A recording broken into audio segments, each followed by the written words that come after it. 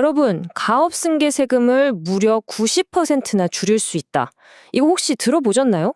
오늘은요, 이 정말 솔깃하면서도 또 한편으로는 믿기 힘든 이 대담한 주장의 실체가 과연 뭔지 속 시원하게 한번 파헤쳐 보겠습니다. 사실 성공한 창업주분들께 가장 큰 산이 뭐냐고 여쭤보면요. 사업 그 자체가 아니라고들 하세요. 바로 이 물려주는 과정. 이게 정말 어렵다고 하시죠. 그리고 그 문제의 한 가운데에는 언제나 이 세금 문제가 떡하니 버티고 있습니다. 아마 지금 듣고 계시는 많은 대표님들도 이 문제 때문에 밤잠 설치신 적 한두 번이 아니실 거예요. 바로 이 어마어마한 승계세금이요. 정말 평생을 바쳐서 일군 회사를 지키려고 하는데 이게 가장 큰 걸림돌이 된다는 게 참 아이러니하죠. 자, 보세요. 우리나라 상속세, 증여세율이요. 최대 50%입니다. 50%. 재산의 절반을 세금으로 내야 할 수도 있다는 얘기예요. 이게 어느 정도냐면 OECD 국가 중에서도 단연 최고 수준입니다. 그러니까 이 숫자 하나만 봐도 가업승계가 정말 만만치 않구나 하는 게 그냥 확 와닿죠. 자, 그런데 말이죠. 이렇게 거대한 세금 장벽 앞에서 90% 절감이라는 이건 뭐 거의 마법 같은 얘기잖아요. 이런 해결책이 있다는 주장이 등장한 겁니다. 대체 이게 무슨 소리일까요? 바로 이겁니다. 사내 근로복지기금으로 가업승계 세금을 10분의 1로 줄인다. 와, 진짜 처음 떡 들으면 에이, 이게 말이 돼? 하는 생각이 절로 들지 않으세요? 정말 대담한 주장인데요. 오늘 저희가 바로 이 주제를 제대로 한번 파고 들어보겠습니다. 네, 여러분도 지금 똑같은 생각하고 계시죠? 이게 진짜 가능한가? 이게 그냥 뜬구름 잡는 허황된 얘기일까요? 아니면 우리가 몰랐던 어떤 합법적인 아주 기가 막힌 전략이 숨어 있는 걸까요? 지금부터 그 속을 한번 같이 들여다보시죠. 자, 이 거대한 주장의 가장 핵심에는요, 사내 근로복지기금이라는 키워드가 딱 자리 잡고 있습니다.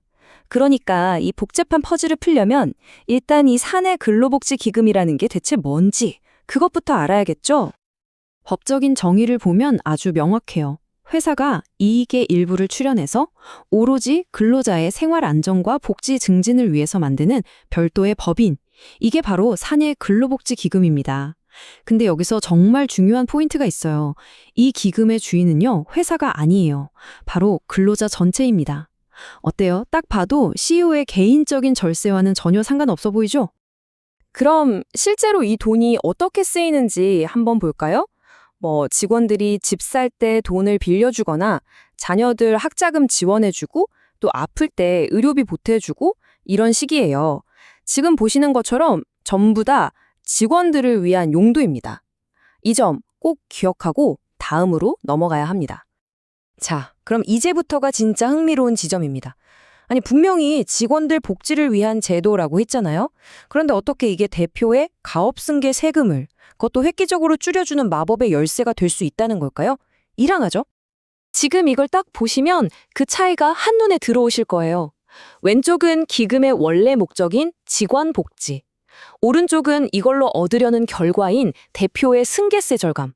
와, 이건 완전히 다른 얘기잖아요.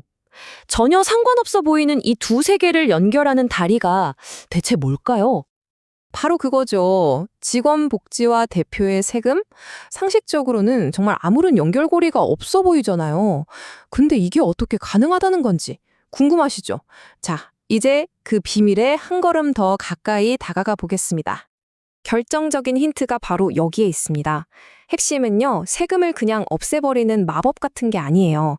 그게 아니라 회사의 가장 중요한 자산, 바로 주식의 소유권을 어떻게 옮기느냐 하는 그 방식의 비밀이 숨어 있다는 겁니다. 이 전략의 큰 그림을 한번 그려보자면 대략 이렇습니다. 보통은 대표가 가진 회사 주식을 자녀에게 물려주려면 막대한 세금을 내야 하잖아요. 그런데 그렇게 직접 주는 대신에 세금 혜택이 있는 사내근로복지기금에 이 주식을 출연, 그러니까 쥐부를 하는 거예요.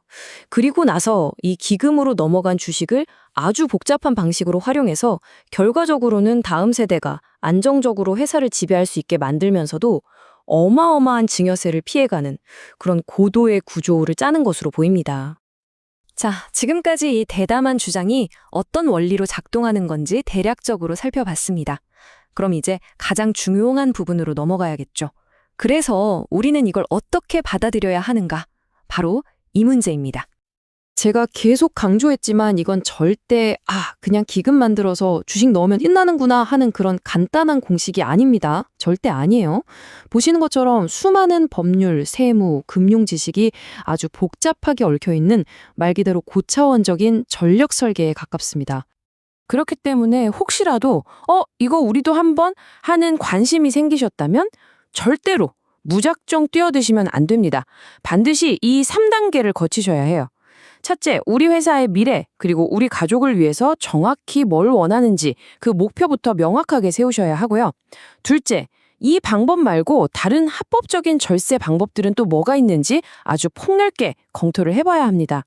그리고 마지막으로 가장 중요한 거죠.